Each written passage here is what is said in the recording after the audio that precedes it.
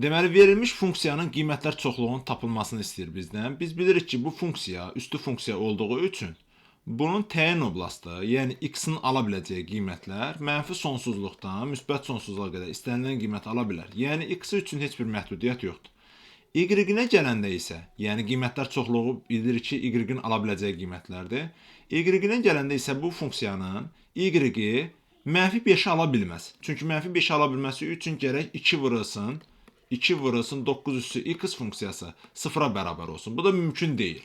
Ona görə biz bunun qiymətlər oblastını ifadə edəndə mənfi 5-dən müsbət sonsuzluğa qədər bütün ədədlər göstəririk. Yəni mənfi 5 daxil deyil, mənfi 5-dən başqa istənilən qiymətləri ala bilər və müsbət sonsuzluğa qədər.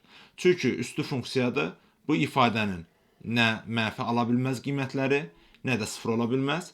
O halda da mənfi 5-i heç vaxt ala bilmir və mənfi 5-dən müsbət sonsuza qədər bunun qiymətlər oblastı olmuş olur.